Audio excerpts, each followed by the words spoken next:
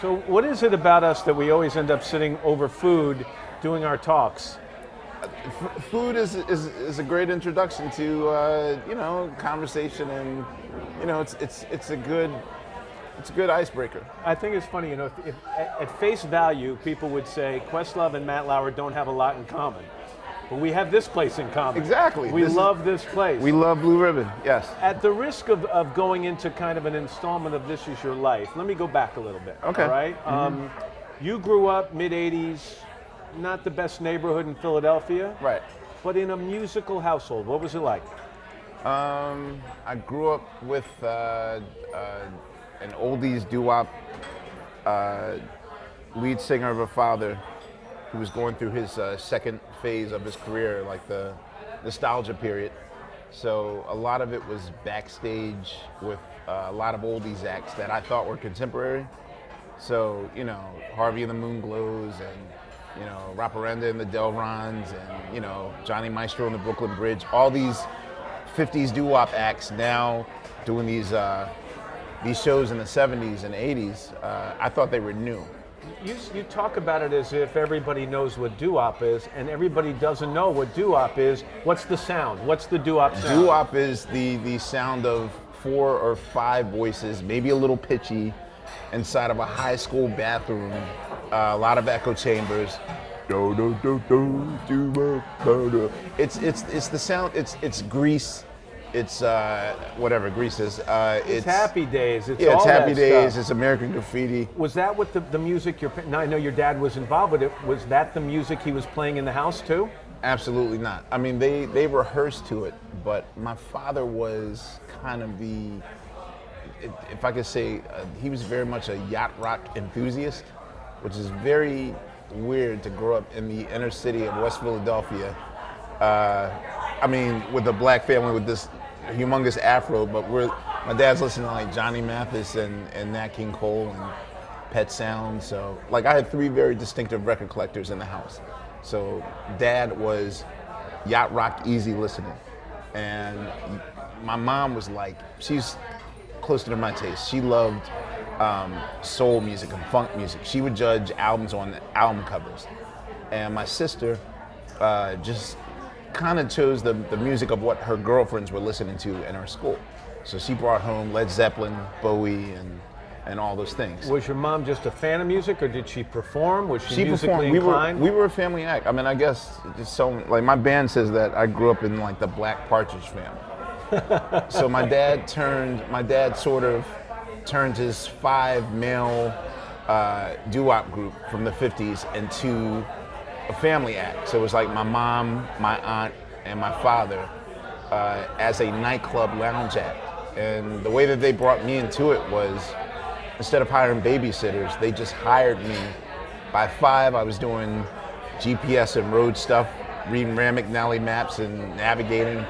And then by 7, my dad taught me how to operate lights. I could cut gels. So you're doing the actual technical behind the scenes part of the show. Do you know how like weird it is, like now in the culture that we live in, like you can't get into a nightclub unless you have like all these forms of ID. So imagine like a 9-year-old coming to your nightclub asking like, okay, where's the ladder at? And I need some scissors to cut the gels. And like in the daytime, like I come in, set the lights, everything, put the marks down. Then I got promoted to like sound, do the monitors and everything, and then... Is it urban legend, or is it true that one day the drummer for the band didn't show up or couldn't make it, and at what age you sat in?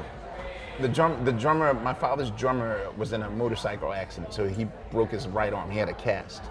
And my dad, ever so casually, just looked at me and said, you know the show, you do it. The thing old were you? was, I was 11, and this is Radio City Music Hall, right across the street from where we work. Where I'm gonna spend where I spend the rest of my life at. So, do you remember a song or a sound that knocked the wind out of you, that made you say, in some capacity, I'm going to be part of music? My calling moment. I wasn't allowed to watch much television, but my parents let me watch PBS shows and music shows, and it just so happens that in Philadelphia, Soul Train would come on at 1 in the morning, So I'd have to go to bed at 8 p.m. at night like every other 5 or 6-year-old. But they wake me up at 12:45. So I always woke up during the second song of whoever was on Saturday Night Live. And then when 1 o'clock came around, they said their good nights. Then Soul Train would come on. Don Cornelius? Yeah, so I was allowed to watch Soul Train from like 1 to 2 in the morning. He'd say at the end of each show, wishing you peace, love, and soul. I love that show. Yeah. So I'll say that when I saw the Average White Band perform on Soul Train, their drummer, Steve Ferroni, the lone black guy in the group, I was just transfixed, and I was like, that's what I want to do. And what's so beautiful is that 40 years later, on my first day of the Tonight Show, he gave me the snare drum from that performance on Soul Train. Like, that's my snare drum at the Tonight Show. What was your mixtape like? So that's the song and that's the sound that got you going. Then how did your taste in music develop? The mixtape was extreme. Like, my dad controlled the family car, so we would go to these gigs inside of this van, this Ford van, and my dad would prepare that Journey's Drive. We had a cassette player in the car, and that was the only time we had a cassette player. So he would make a compilation of, like, it was all over the place. It'd be like Manhattan Transfer, Al Jarreau, Diana Ross, Styx. Sound of Philadelphia stuff? Some stuff, Yeah. OJ's, but Yeah. it's just really, like, in my world, like, Maria Maloudar's Midnight at the Oasis fit in with main ingredients everybody plays with food. You know, it's so weird to hear you say, I'm looking at you, you get the pick in your afro and you're saying Midnight at the Oasis. It's just, it's incongruous. Well, the thing is that, again, they were very specific. I don't think it was like a forced agenda, like, you must do music. But it was like, we don't want you watching television and cartoons and any violence on TV. And it's not too safe for you to go outside. So they just brought a whole bunch of instruments. And I was in a house with 5,000 records. So that's all I did. I'd have these big giant headphones and close my eyes and just listen to music. You talk about it wasn't all that safe to go outside. You grew up, so it's mid-'80s, West Philadelphia. You had a rule in your house. Yeah. You had the Oprah rule. What was that? My parents were like, you are to come straight home. Do not let that Oprah theme come on and you're not in this house. What time did that come on? 4 o'clock. So because I went to performing arts school in downtown Philadelphia, anytime that I left that school, Flight of the Bumblebee, Yeah.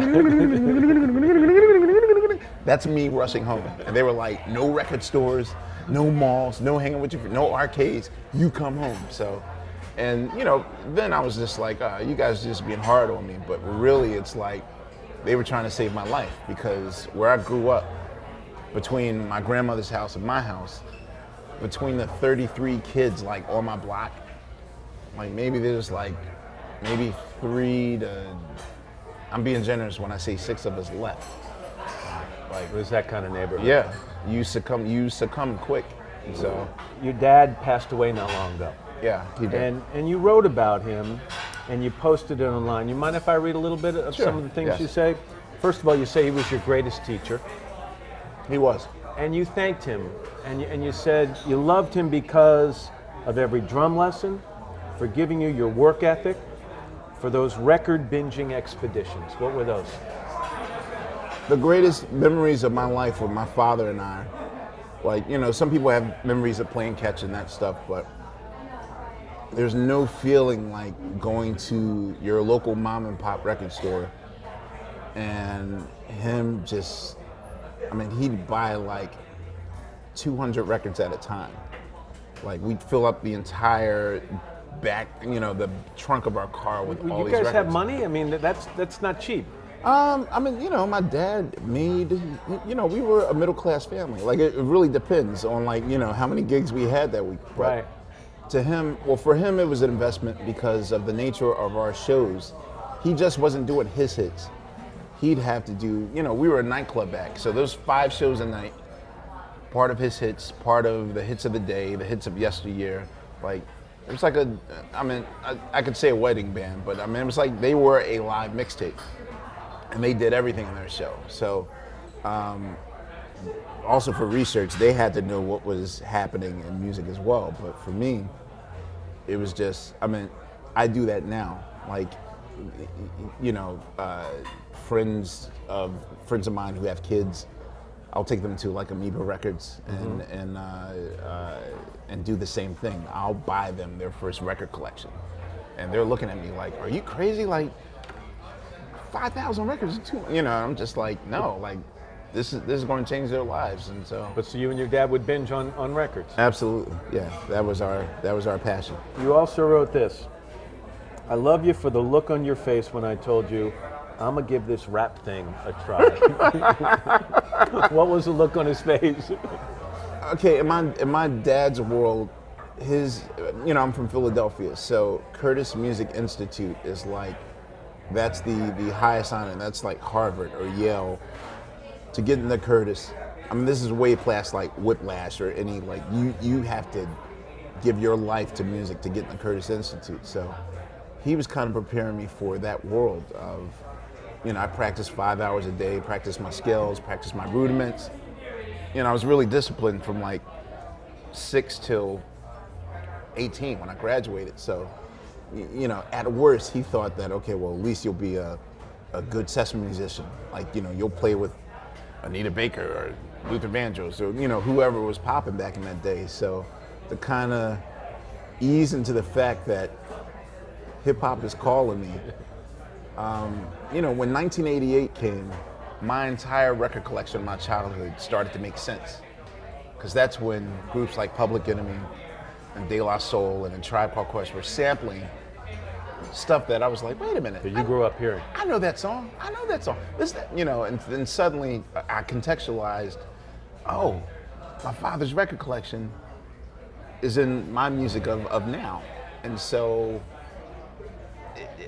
I'll put it this way, he really didn't know about the Roots until our second album. That's how long it took to break the, I mean, to really break the news that you were that far into this? I didn't, you know, I mean, with the first record. Do you think you'd be disappointed? Is that what you're worried? Or that you'd never make a living? Yeah, you know, and it really took him until the fourth album to let him know. Because the thing is, every parent puts their fear onto you. And so, you know, with his career, you know, my father was like, he should have really been next in line for like Nat King Cole. My father really should have been like next in line for Nat King Cole's baton. Like, he had a very silky, velvety voice, and you know, I guess he didn't want me to struggle like he did. And so, every parent always has that like B plan for their kid, like just in case this doesn't work out. Like, I want you to do this. So for him, you know, playing in an orchestra or being an accomplished session musician was, you know, that was the dream. And for him, I wanted him to know that, no, I don't want to work for that person. I want to be that person. So it took a while, but then after enough people started saying like, yo, your son's really doing great, he started to slowly see the light. The last thing I wanted to read you about what you wrote about your dad touched me, because we've talked about the tough neighborhood you grew up in and the fact that they made sure you were in the house, and you said, I love you for the last 2 conversations. I understand why you were so hard on me, praying I didn't succumb to a fate not meant for a teenager in West Philly in the mid-'80s. When I kind of had the opportunity that not many human beings have, and that was really to have that last conversation in which both of you resigned to the fact that you know this is going to be your last conversation. And he just, you know, while he was still, you know, cognizant and alive and breathing, he said, look, I know you always joked about, you know, I was like Joe Jackson, a strict disciplinarian and a military sergeant, and I just said, you know, we talked for 4 hours. We really got every issue out about it, and, you know, I understood why he did it.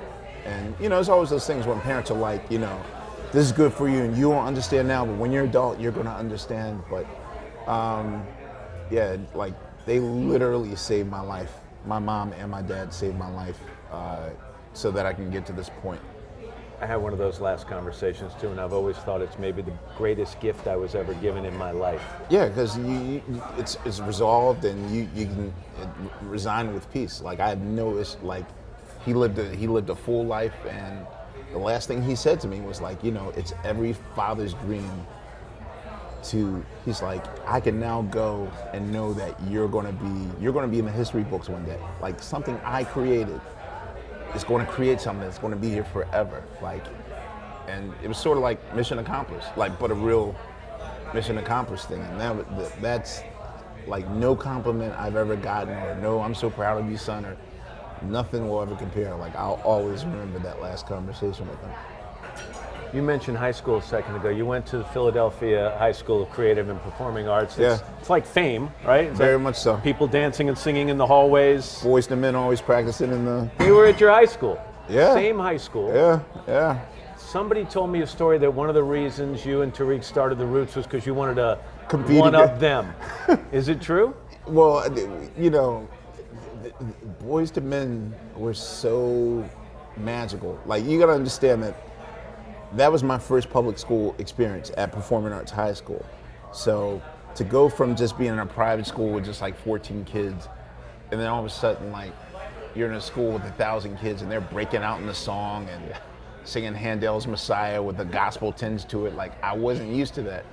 And just every day like clockwork, they'd be rehearsing in the bathrooms or in the hallways, and like girls were acting like, I mean, you remember like New Kids on the Block frenzy back in like 1989, 90? Like, it was like that. So they perform and wear these tuxedos and cheat with this glitter, like all this stuff, and girls like, screaming and all this stuff. And me and Tariq just sit in the back like, one day, man. I'll say that my period of performing arts school was so competitive because even some of the actors were like, half of them were like extras on the Cosby Show. All my peers were like the giants of jazz today: Christian McBride, Joey DiFrancesco.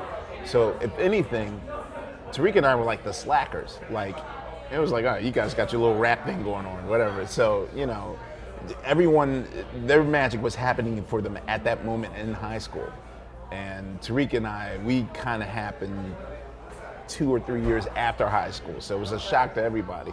Tariq, we're mentioning Tariq. Tariq is now known, and we call him Black Thought. Black Thought, right. We call him Tariq so much on the show that, We call you Questlove. Your real name is Amir Thompson. Yeah, when did Questlove happen? To be honest with you, I don't know if I didn't accept a rap moniker because I wanted to sort of keep it at arm's length because of not telling my dad I was in a rap group. Oh, what's your name gonna be?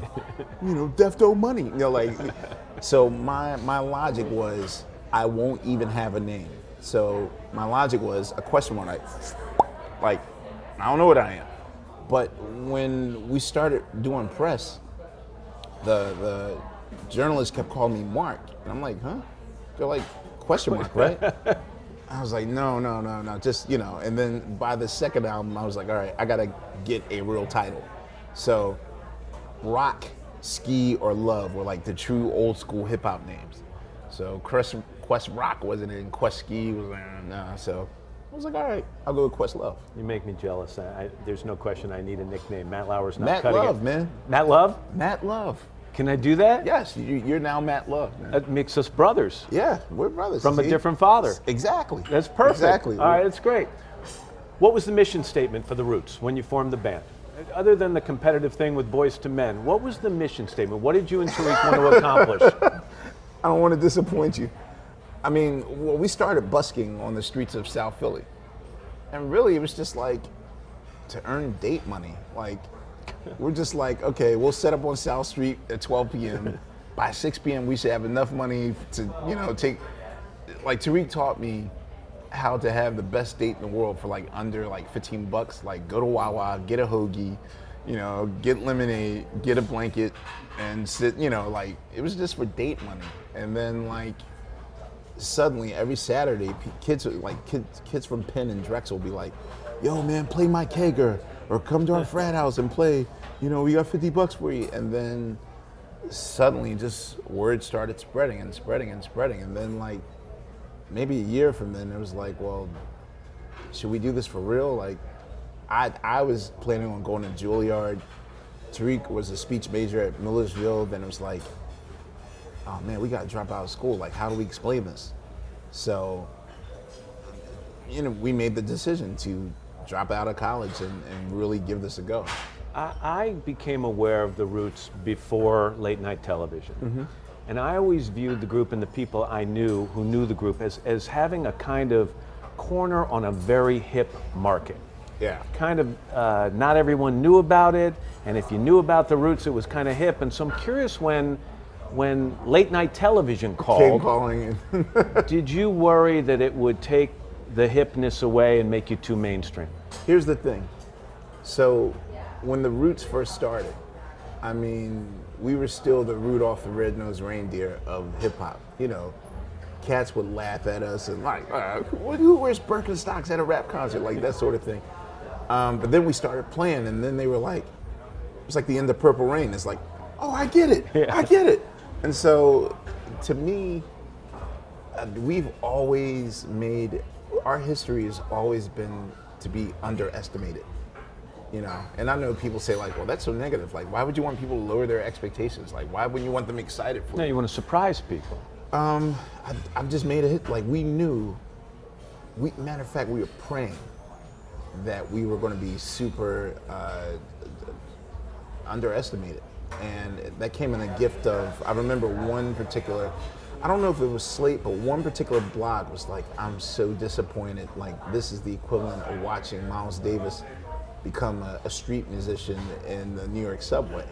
And I was like, that's exactly what I want you to think, because what I want to do is I want to make this hit. Like, I didn't have any designs or dreams to like be the next Doc Severinsen or the new Paul Schaefer, none of that stuff. Like, it just happened, and we were hoping and praying that an opportunity would come for us to be in just one place in one city and have some sort of normalcy.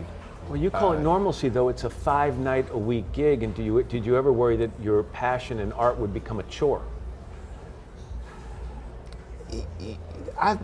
There was talk of like, man, I wonder when we're going to phone it in, like, because you always look at television shows, you can tell like when their streak is, and then when they're like going on autopilot. But every time I say to Jimmy like, yo, this was the best show ever, and then like 2 weeks later something tops it, and even now, like, they'll come and say like, Sting's playing with you guys this week, or Stevie Wonder or Prince wants you to play with them, and it's just like, yeah. What are the moments, Questlove? What are the moments where you're behind the drum kit and you're looking out over the performance floor and you're thinking, wow, I can't believe this? The first time it really happened was when Springsteen came and played. Like, he was there for a week. It was like Springsteen week. And we ended that week doing the Wild, the Innocent, and the E Street Shuffle. And the thing is, even if you don't know his catalog like the back of your hand, he's so engaging as a musician and as a human being that he draws you in. And we're playing the song, and then he just tells the audience, come on, meanwhile security is like, no. But the entire audience is like, it looked like the yuppie version of like Smells Like Teen Spirit video. And then after that, the magic just started pouring. Like, we surprised Jimmy with Stevie Wonder for his birthday, and played with Stevie Wonder. And there was the time when Prince came on and told me to play cowbell with him, and then he took my guitarist's Epiphone and destroyed it. Last time we were together, you said you loved having Macklemore and Ryan Lewis. Yeah, like Macklemore and Ryan Lewis, and even Madonna. Like, sometimes they'll take performance to the next level, and they'll start their performances like in the hallway or in the office space and do some real-time thing that leads to our room. I mean, it's just the fact that at this show, all of us, even though we're adults, we're all like 13 and 14-year-olds. Like, we're still kids at heart, so we're living out our fantasies daily. I think anybody who watches The Tonight Show and sees you sitting up there and thinks that that is your sole gig is making a huge mistake. You're shaking your head. You compose music, you create music, you produce music for some of the biggest names around. I'll throw names, keep the list going. Jay-Z, John Legend, Common, Elvis Costello. You'd already mentioned a couple. Keep going. Al Green, the Hamilton cast album. Just did that, yeah? Just did that. D'Angelo, Erykah Badu. I mean, right now, I mean, I joke, but I literally have about 14 to 16 jobs. I mean, I produce, I teach at NYU. Right. Every other semester. I can't handle a full semester. I just started my own radio program on Pandora. I score, you know, I do stuff on the Schumer show. Now I'm forgetting like all my gigs. I DJ. Do you do it because you're afraid to slow down? Do you worry about boredom? Is that why you put yourself in so many different directions? I'll be honest with you. Okay, back when I was just completely devoted to hip hop. And the thing is, when like you are a musician and you're in your prime, everyone always says like, I mean, I hate to compare it. It's like Scarface. Like everyone thinks like, you know, I'm gonna make it to this moment right at the end of the movie, right before then I'm gonna do something different and you know have a different fate. The thing is that if you look at anyone that's successful in music, especially in hip hop, it's always because of their plan B. I mean, Will Smith was the Fresh Prince, but you know his plan B got him to another level. Queen Latifah got him to another level. I mean, even the perception of Jay-Z as a rapper, like being a rapper isn't what has Jay-Z at God status. Is his business acumen. For me, I think, you know, we had our first taste of success back in 1999, like when we won our first Grammy. And there was a point in 2004 when we did Chappelle's Block Party, where I actually felt like, oh God, this is going to be the end for us. Like, after this, it's going to be a new generation of people that they might not care who we are, and we'll just do the oldie circuit. Like, oh, this is where I do Dad's oldie circuit. Right. And then the Tonight Show came, and we had a new lease on life. And then all these opportunities I didn't have before started popping up. And you've created a lot of your own opportunities. You started the Roots Picnic, which Yeah. is basically a music festival. And is that out of passion? Is that out of love? Was that out of opportunity? Well, we always, I mean, when we first started the group, one of that whole Rudolph the Red-Nosed Reindeer comparison thing, you know, it's a hard thing to sort of sell in 1991, 92. So thus we kind of fake exiled. We pulled the Hendrix and moved to London for about 3 to 4 years. And we survived in Europe doing nothing but festivals. And I was just like, yo, why doesn't America do this? Like all we had was Lollapalooza back in like 92, 93. And I was like, how come America's not doing this? Now, you know, some 20 years later, we've caught up a little bit, you know, Bonnaroo and Coachella and stuff. But, you know, America's really not touching just the level of festival excitement that Europe has. Really because it's government sponsored. Right. Europe has over like 500 festivals. And so, you know, we just said like, when we really make an establishment, we're going to give our city of Philadelphia its own festival. And, you know, now taking the Roots Picnic to New York City, we wanted to do something special. And it's not just us curating, you know, the acts of the moment. Like we're doing collaborative things. We're going to have surprises. There's a lot of unannounced guests that are coming.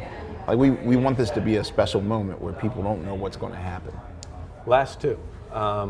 You've been described as America's bandleader. How do you plead?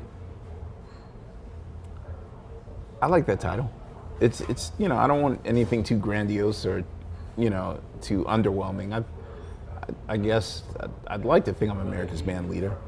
I actually think my curation gift really is displayed in my DJ gigs, more than me just, you know, leading a band and counting off 1, 2, 3, 4. Like, to me, like when I did Hamilton's Tony party, people finally started to see like what I've been doing, which is like, I don't want to trick them. I don't want them to know that I'm teaching them a lesson, but all I'm doing is taking the music of my childhood. Like my DJ sets, I'm playing Miles Davis, I'm playing Benny Goodman, I'm also playing Pharrell, and I'm playing Future and Drake, and the spots in between. Like with me, you're going to dance to Led Zeppelin, and you're going to dance to Fallon without even knowing it. So that's how I really want to be America's band leader, by showing you how opposing sides can fit together and naturally. Last one. Were you serious about Matt Love? You're officially Matt Love. Thanks so much. I'm Lauer. No. Hello, Today fans. Thanks for checking out our YouTube channel. Subscribe by clicking that button down there and click on any of the videos over here to watch the latest interviews, show highlights, and digital exclusives.